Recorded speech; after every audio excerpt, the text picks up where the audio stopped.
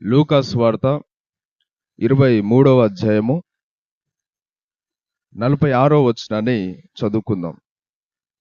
లూకా సువార్త 23వ అధ్యాయము 46వ వచనం.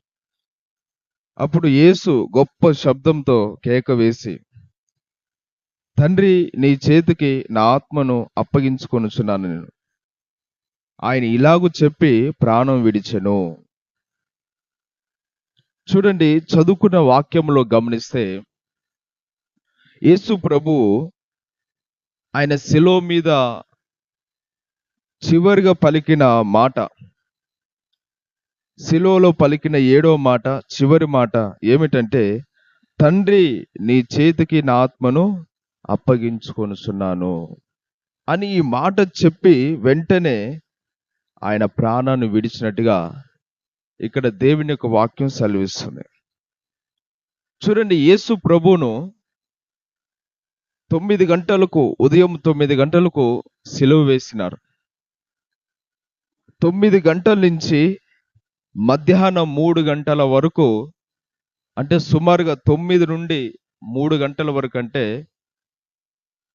దాదాపు 6 గంటల సేపు ఆయన సిలువ మీదనే ఉండి ఆ యొక్క ఎంతో బాధ, ఎంతో శ్రమ, ఆ యొక్క సిలువ శ్రమను ఆయన భరిస్తూ ఉన్నట్లుగా చూస్తున్నాం. ఇంచుమించుగా 6 గంటలు భయంకరంగా ఆయన బాధ అనుభవిస్తున్నాడు. ఆయన చివరిగా ఏమంటున్నాడంటే, తండ్రి, నీ చేతికి నా ఆత్మను అప్పగించుకొనుచున్నాను. చూడండి, ఆయన ఆత్మను తండ్రి అయిన దేవునికి అప్పగించుకొనుచున్నాడు, పరలోకపు తండ్రికి అప్పగించుకొనుచున్నాడు. అప్పగించుకొని ఎమ్మటే ప్రాణం విడిచినట్టుగా చూస్తున్నాం. అందుకనే యోహాను సువార్త 10వ అధ్యాయము 18వ వచనంలో ఆయన ప్రాణం ఎవరు కూడా తీయలేరు, ఆయన ప్రాణము ఆయనంతటా ఆయన విడుచున్నాడు. తండ్రికి తన ఆత్మను అప్పగించుకున్నాడు. ఇక్కడ దేవుని యొక్క వాక్యం గమనిస్తే, మన ఆత్మ ఎంతో శ్రేష్టమైనది గనుక, అది దేవుని యొద్ద నుంచి వచ్చింది గనుక మన ఆత్మను దేవునికి అప్పగించుకోవాలి. బైబిల్ గ్రంథంలో చాలా మంది ఈ విధంగానే దేవుని యొక్క భక్తులందరూ కూడా వారి యొక్క ఆత్మలను దేవునికి అప్పగించుకున్నారు. అయితే యేసు ప్రభు యొక్క ఆత్మ గురించి కీర్తన గ్రంథంలో కూడా రాయబడి ఉన్నది. కీర్తన గ్రంథంలో యేసు ప్రభు గురించి దావీదు భక్తుడు ప్రవచించినాడు. చూడండి, కీర్తన గ్రంథము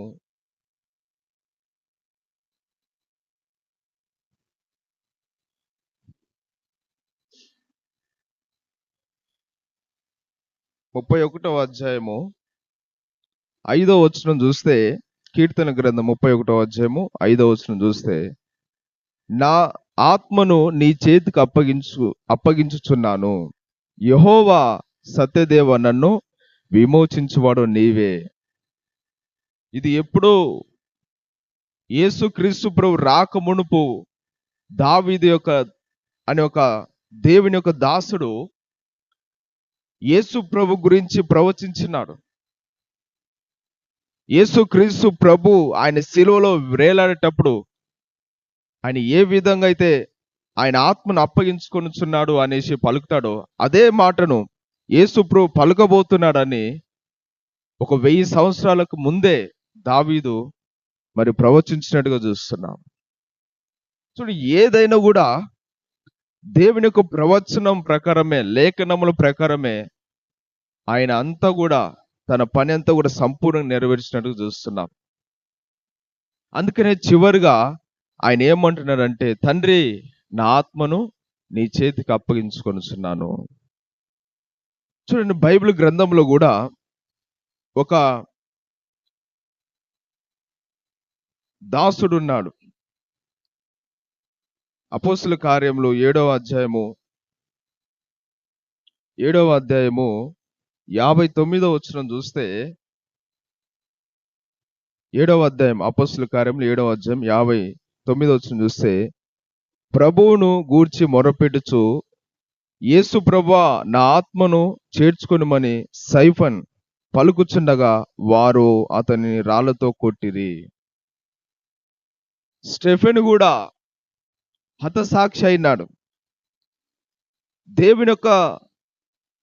దేవుని కొరకు రోషం కలిగి సేవ చేస్తున్నప్పుడు, రోషం కలిగి జీవిస్తూ దేవుని సువార్తను ప్రకటిస్తున్నప్పుడు అక్కడ ఉన్న వాళ్ళందరూ కూడా ఏం చేసినారంటే అతనిని రాళ్లతో కొట్టి చంపినారు. ఆ కొట్టి చంపుతున్నప్పుడు ఆయన రెండు విషయాలు పలికినాడు. ఒకటి ఏమిటంటే, తండ్రి ప్రభువా నా ఆత్మను నీకు అప్పగించుకొనుచున్నాను అన్నాడు. రెండోదిగా, ఈ పాపము ఈ ప్రజల మీద మోపకు అని ప్రార్థన చేసినట్టుగా చూస్తున్నాం. ఆయన ఆత్మను ప్రభువుకు అప్పగించుకున్నాడు. ఈరోజు అందుకనే ప్రతి ఒక్కరు కూడా వారి ఆత్మలు దేవుడు పెట్టిన దీపము. మన ఆత్మ దేవుని యొద్ద నుంచి వచ్చింది కాబట్టి, దేవుడు పెట్టిన దీపం కాబట్టి ఇది దేవుని యొద్దకు వెళ్ళాలని దేవుని యొక్క వాక్యం సెలవిస్తుంది. అందుకనే ప్రసంగి గ్రంథము 12వ అధ్యాయము 7వ వచనంలో కూడా ఏముందంటే, మన్నైనది తిరిగి మన్నులోకి వెళుతుంది, కానీ ఆత్మ మాత్రము దాన్ని దయచేసిన దేవుని యొద్దకు వెళ్ళాలి అని దేవుడు అక్కడ చెప్తున్నాడు. దేవుని యొద్ద నుంచి వచ్చింది మన ఆత్మ. ఈ శరీరమేమో మట్టిలో నుంచి తీయబడింది. దేవుడు మట్టిలో నుంచి శరీరాన్ని తీసి నిర్మించిన మానవుణ్ణి. కానీ ఆత్మ మాత్రము దేవుని యొద్ద నుంచి, దేవుని నోటిలో నుంచి ఆ యొక్క ఆత్మ వచ్చింది కాబట్టి తిరిగి ఆయన దగ్గరికి వెళ్ళాలి. ఇది నరకంలో కాలిపోవడానికి వీల్లేదు, ఎక్కడ కూడా వెళ్తానికి వీల్లేదు ఇది. అందుకనే యేసు ప్రభు కూడా ఆయన వచ్చింది ఎందుకంటే ఈ ఆత్మ మనలో ఉన్న ఆత్మ ఇది నరకానికి వెళ్ళకూడదు, పరలోక రాజ్యానికి వెళ్ళాలని ఆయన ప్రతి ఒక్కరి కోసం ప్రాణం పెట్టినట్టుగా చూస్తున్నాం. అందుకనే పేతురు కూడా ఏమంటారంటే, పేతురు రాసిన మొదటి పత్రిక ఆ యొక్క దేవుని యొక్క వాక్యం చూస్తే, పేతురు రాసిన మొదటి పత్రిక 4వ అధ్యాయము 19వ వచనం చూస్తే, కాబట్టి దేవుని చిత్త ప్రకారము బాధపడువారు సత్ప్రవర్తన గలవారై నమ్మకమైన సృష్టికర్తకు తమ ఆత్మలను అప్పగించుకొనవలెను. ఎవరికి అప్పగించుకోవాలి? సృష్టికర్త అయిన దేవునికి అప్పగించుకోవాలి, మన ప్రభువుకు అప్పగించుకోవాలి. ఎందుకంటే ఇది ఆయన యొద్ద నుంచి వచ్చింది కాబట్టి, ఇది పరలోకం నుంచి వచ్చింది, దేవుని యొద్ద నుంచి వచ్చింది కాబట్టి ఇది తిరిగి దేవుని యొద్దకు మాత్రమే చేరాలి. నరకములు కాడిపోవడానికి వీల్లేదు. ఇది ఎంతో విలువైనది.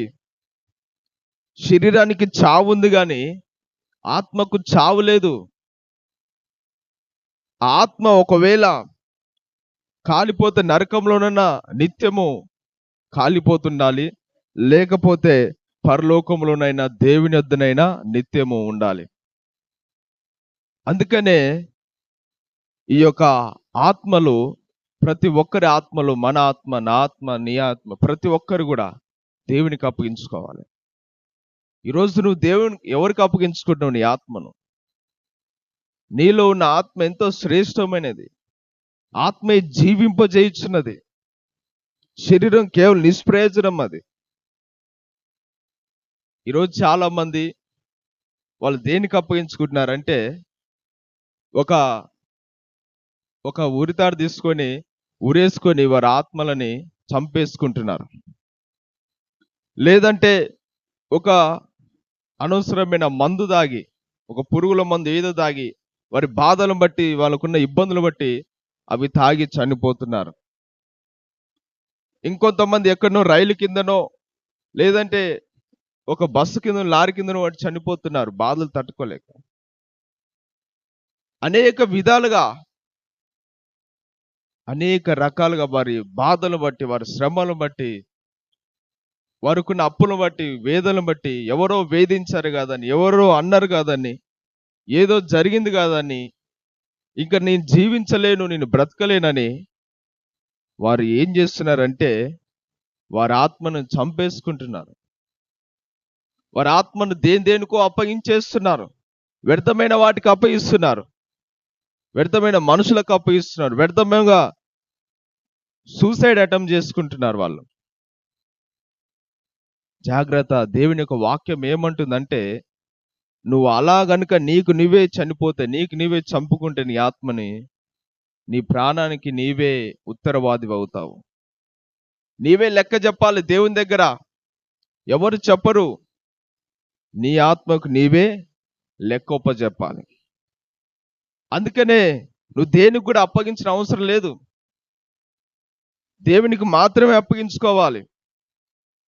నువ్వు చివరి దినాలలో ఉన్న ఏ సమయంలోనైనా, ప్రభువా నా ఆత్మ నీకే అప్పగించుకొనిస్తున్నాను.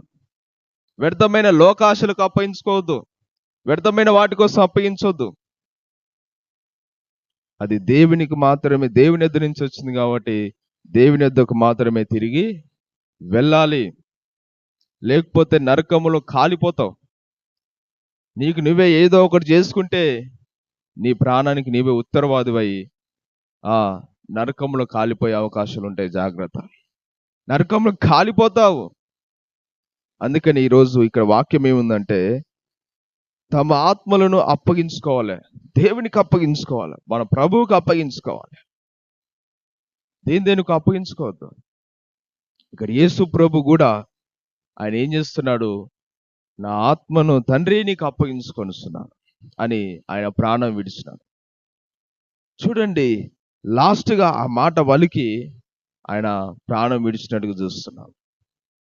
ఈరోజు దేవుని బిడలారా, మన ఆత్మ ఎంతో శ్రేష్టమైంది కనుక, ఇది దేవుని వద్ద నుంచి వచ్చింది కాబట్టి ఇది తిరిగి దేవుని దగ్గరికి వెళ్ళాలని దేవుడు కోరుతున్నాడు. అక్కడ సైఫోను కూడా ఆయనను చంపేటప్పుడు కూడా నా ఆత్మ నీకే అప్పగించుకున్నాను ప్రభు అని ప్రార్థన చేస్తున్నాడు. ఇక్కడ కూడా పేతురు ఏమంటున్నాడంటే, సృష్టికర్త అయిన దేవునికి మన ఆత్మలను అప్పగించుకోవాలి. ఈరోజు మన ఆత్మలు కూడా దేవుని దగ్గరికి వెళ్ళాలి. దేవునికి మాత్రం అప్పగించు. వ్యర్థమైన ఆశలకు అప్పగించదు. వ్యర్థంగా దేనికి పడితే దానికి అప్పగించుకోవద్దు. చనిపోవడానికి వీల్లేదు. నీకు నీవే చంపుకోవడానికి వీల్లేదు. మన ప్రాణము దేవునికి మాత్రమే, మన ఆత్మను దేవునికి మాత్రమే సమర్పించుకోవాలి. ఇక్కడ యేసు ప్రభు శిలువలో 7వ మాట పలుకుతున్నాడు, తండ్రి నా ఆత్మను నీకు అప్పగించుకొని. చూడండి, ఈ 7 మాటలు కూడా శిలువలో యేసు ప్రభు ప్రధానంగా పలికి ఆయన మధ్యాహ్నము 3 గంటల సమయంలో ఆయన చనిపోయినాడు. ఆయన పని సమాప్తం చేసినాడు. ఈరోజు సహోదరులారా, అందుకనే ప్రతి ఒక్కరు కూడా ఆత్మ విలువ తెలవట్లేదు. ఇదంతా పోరాటం. ఎందుకంటే ఇది దేవుని దగ్గర నుంచి వచ్చింది కాబట్టి ఆత్మ దేవుని దగ్గర వెళ్ళాలనే ఎంత పోరాటం. కాబట్టి ఈ యొక్క ఆత్మ దేవునికి మాత్రమే మనం అప్పగించుకోవాలి. మొదటిగా ఏమంటున్నాడు ఆయన? తండ్రి వీరేమి చేయించినారో వీరు ఎరగరు కనుక వీరిని క్షమించు. ఆయన రెండోదిగా అంటున్నాడు, ఆ యొక్క నిత్యముగా నీవు నాతో కూడా పరదేశంలో ఉంటావు. మూడో మాట ఏంటంటే, అమ్మా ఇదిగో నీ కుమారుడు అని తన తల్లితో చెప్పినాడు. 4వ మాట, నా దేవా నా దేవా నన్ను ఎలా చేయి విడిచిదివని అన్నాడు. 5వ మాట, నేను దప్పికొనుచున్నాను అనేసి అన్నాడు. 6వ మాట సమాప్తమైనది. 7వ మాట లాస్ట్ మాట, నా ఆత్మ నీకు అప్పగించుకొనిస్తున్నాను. ఈ మాటలు ఎంతో విలువైనవి. అందుకని యేసు ప్రభు ఈ 7 మాటలు కూడా పలికి ఆయన తన ప్రాణమును విడిచినట్టుగా చూస్తున్నాం. ఎంతో గొప్ప కార్యం చూడండి. 7 అంటే అది దేవుని సంఖ్య కనుక ఆ యొక్క 7 మాటలు కూడా పలికి ఆయన చనిపోయినట్టుగా చూస్తున్నాం. ఈరోజు సహోదరులారా, మనం కూడా ఇలాంటి విధంగా దేవునికి నమ్మకంగా జీవించాలి. మనము ప్రభువుకు నమ్మకంగా ఉండాలి. ప్రభు చిత్త ప్రకారం నడవాలి. మనకిచ్చిన పనిని తుదముట్టించాలి. మన ఆత్మను దేవునికి అప్పగించాలని మరి దేవుని యొక్క వాక్యం సెలవిస్తుంది. అటు విధంగా ఉందాము. దేవుడి మాటలు దీవించి ఆశీర్వదించును గాక. ఆమేన్.